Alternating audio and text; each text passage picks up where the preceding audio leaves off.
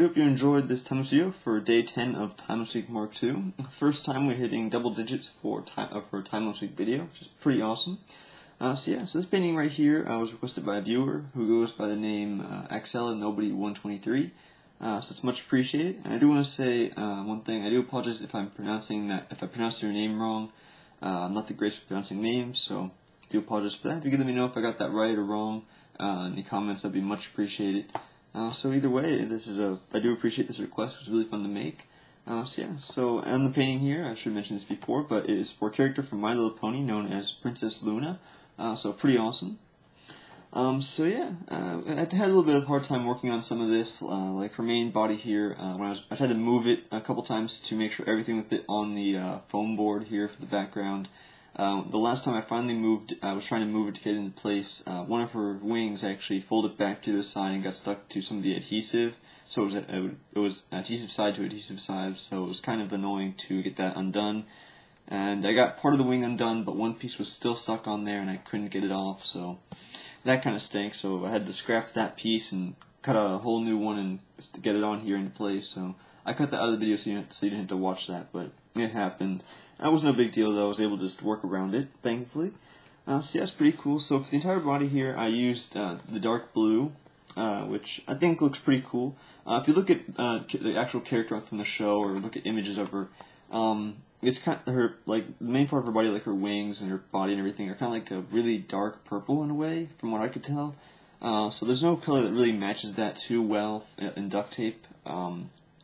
So I was trying to find a good color substitute that would substitute that, and I think the dark blue did a really nice job on that.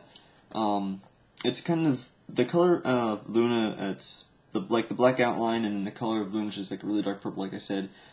They blend together pretty well, so you don't really see the black outline too much, which is what the blue and the black do here.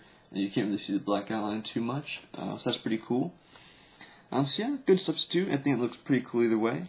And then for her hair, this part here where I had the electric blue, on the image it looked like it was the same color purple as her wings and everything, but I didn't feel like that would work out too well. So I looked up a video of the actual show to see what the character looked like, and from what it looked like in the show, it was kind of like a electric blue kind of color. So I went with that, and I think it looks pretty cool here. So that looks nice.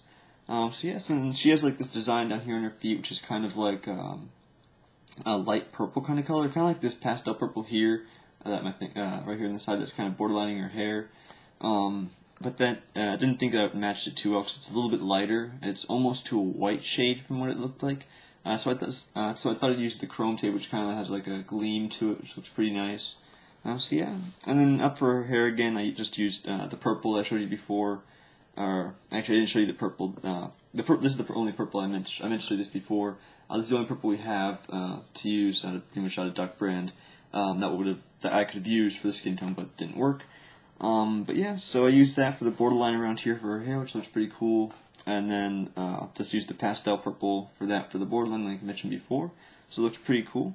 I used some pen detailing right here on the sides to give the wings more detail.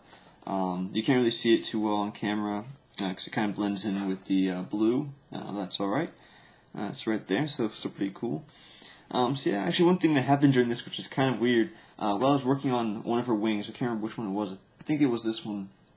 My blade was getting kind of dull, so it was hard for me to cut through the few layers of tape I had on this, and somehow I managed to cut my index finger here on the back side of my X-Acto blade. So right here on the back side of this, I cut my finger, which I don't know how I managed that. It's not sharp at all, so I don't know how I managed that. So that's kind of funny.